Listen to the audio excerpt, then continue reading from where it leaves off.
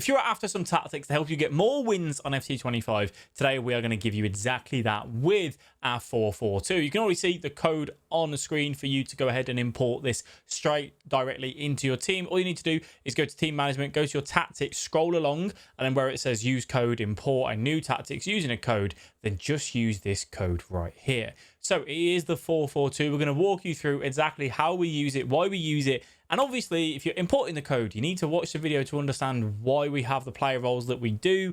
And obviously, the big thing this year with tactics is that you might not have the same players as me with the same player roles. So something to take note of. I, at the minute, am not as concerned about making sure that I have a player in that role that has the player role plus or plus plus. I'm trying to focus on the tactic that I want. If the player is a plus there, bonus. But I'm not, like, deliberately, Doku at left wing, for example, I haven't gone and got a winger that will do what I want him to do in that left mid position because he doesn't have a player role plus there. So I'm not prioritizing that. So that's something for you to take note. So say, for example, if you have Grealish at left mid and he doesn't have winger attack on here, that's fine. That's not a problem. We'll touch on that as we get into player roles. So we are going to be rocking the 4-4-2 flat. Now, the reason why I've gone with the 4-4-2, I was testing out the 4-2-3-1. I was also testing out the 4-3-3-2 variation. And at the minute, I feel like I'm missing out a little bit on having a second striker. Sometimes I'm struggling to create. So having two strikers, I find, can just be a little bit easier for us. Hence the reason why I've gone into the 4-4-2 for the time being. For our build-up style, I've gone balanced. I've tried counter, I've tried short passing, and I've tried balance. I am very much a person that likes things to just be kind of the best of both worlds and not be forced directly into one play style, let's say. And I think build-up style and balance just gives you that. It is exactly what you want, really. Defensive approach, I have gone a little bit higher on this with 65. If you're on old gen, I think old gen is a little bit more open. So you are more than welcome to lower this and maybe go to like 40. If you're also on new gen and you don't like a high depth, that's not a problem. You can also go with about 45. I think it will suit nicely for you. I will say, depth and defending in general, if you lose the ball in the middle of the park and in the transition, your centre backs will naturally split to the left and the right and leave a gaping hole in the middle. So if you ever turn the ball over in the middle of the park, it's immediately got to be a switch to that centre back and get ready to cover that through ball through the middle, because it is just so common for the opposing team to be able to look for that. So do keep that in mind. Now, this is how it looks. Again, if you're new to the FCIQ tactic system, what we start in is the 4-4-2, and that's what we defend in when we don't have the ball. When you have the ball, that's where player roles come into it, and you can see a little bit more of creativity. You know, we're seeing a lot of people use 5 at the backs defensively, and then they attack in a 3-back, all that sort of stuff. This is how it attacks. It's really not that unique, to be honest with you. It's still very much a 4-4-2, other than that right winger Foden comes in. I actually really like this wide playmaker instruction. It's not like an inside forward. They come in nicely and they're slightly behind the strikers. So it's almost like a right attacking mid, I would say. It's a little bit more narrower than like in a 4-2-3-1. I actually really like it.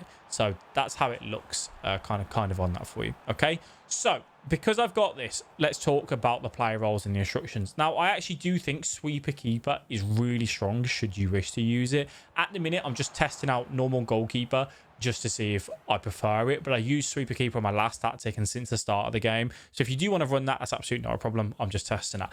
For our 2 centre backs, I have stopper in Gabriel, who has ++. This isn't necessarily a game changing thing to this tactic. If you've got a centre back who prefers just being a defender, you're absolutely fine to run that. And you've also got like ball playing defender as well. You can run that should you wish to. I've just gone with what that has there kind of in that ability. I don't want 2 stoppers because I don't want both of my centre backs coming out and stepping on the attacker. I kind of want one doing that and one chilling, essentially. So that's why we've gone with that there. Now for my right back, I've gone full back and balanced. So I don't want attacking wing backs. I don't want to send both full backs forward because that would be a little bit too much for me. I wanted fullback to be a little bit more defensively, who will kind of cover into the middle slightly, who will be there to pass out to. Whereas if I went with wingback, they are very much up and down the pitch, up and down the pitch. Right now, I'm happy with just one fullback going forward. That may be subject to change in the future. The left back, I've gone with Udogie. He is on wingback and he is on balance. Now, I've not gone for him having that attacking wingback here, only because Doku, I want to occupy that space immediately when I look for the over-the-top through ball. While when I have it on attacking wing back, you will notice Udogie kind of overlapping with Doku and kind of being in each other's way, and I don't particularly want that all the time. So just normal wing back and obviously balanced. He will be the one that we play out of. Everything is on the left-hand side for the double up, and that's where Udogie and Doku do that. Now, in the middle here, I originally had Hamsik on box to box because that's what his plus is, and this is what I'm saying about I'm not always prioritising their player roles. And I felt like he was getting forward and giving me the options, but I was then getting caught on their counter like crazy. So to change that, I've gone with deep line playmaker on both Patry and Hamsik and both on defend. Now, if I want them to get forward, if I want them to be there on the edge of the box, looking for any runs, looking for 1-2s, looking for power shots, travellas, finesses, whatever it may be, I'll manually trigger them. I'll manually get them going. And that works better for me because I just find they're there to then break up the counter and then offer that attack if I want them to be there as well. This I really liked. I think this is a really important position in this setup in the 4-4-2. The wide playmaker on attack, which is Foden, again, not a plus on his player role. You know, he doesn't excel in this position, but he just comes in ever so slightly, almost plays as a little bit wider of a centre attacking mid and links up very nicely with the CMs and obviously with the strikers. And then if we get the ball into him, it's about saying, can we look for an L1 speed boost? Can we look to take the man on? Can we look for a 1-2?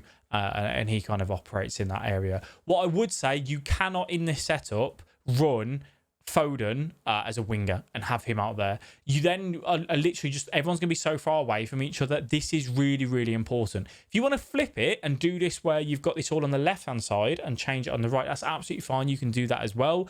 But the idea for me is get the ball into Patry. If I'm not going down to Foden for like kind of a quick, give and go and then driven pass into the strikers, I'm looking for an L1 triangle over to Doku, and then Doku will look to use his pace and use Udogie kind of on that overlap as well. The two strikers are Rashford and Isaac. I have one on Poacher, one on advanced forward. Poacher is an interesting setup in that they will basically play offside and looking behind all the time. I'm working really hard at the minute to not trigger runs myself because I feel like Isaac is giving me really good runs that you have to just back, that when you play a quick through ball, they're going to keep themselves onside, but be on that last defender, turn the defender, and then get a shot off. When I trigger the runs, more than likely, I'm not getting a better run than what the AI will give me anyway on Poacher. So that's why I kind of have that. And Doku obviously is on winger attack, as I said, to kind of look for them over the top through balls. So it's overall a pretty decent setup. It's nothing too extravagant in that it's so far different than the way it defends to the way it attacks. It's very much similar to what you're going to be used to over the previous years of FC and FIFA. And the way I'm kind of lining this up is I use that to start the game. I have a 4-2-3-1 to hold out the game when I want to, and then I use my default tactic of the 4-2-4 to pressure the opponent if I'm chasing the game. So I've got three setups here, and that's how they work. If you want to see the 4-2-3-1, there's a couple more things I kind of want to do with it, but I can share that in a different video if you guys are interested in that. So obviously just let me know down below. And as I said, code on screen, you can import it directly. You can make the changes to obviously yourself. If you want to make any adjustments, you're more than welcome to. Let me know how you find it down below in the comments. If you did enjoy the video, leave a like and subscribe. And if you are struggling how to beat the press on FC25, if you click this video right here, that will take you over and you will get exactly some help on that.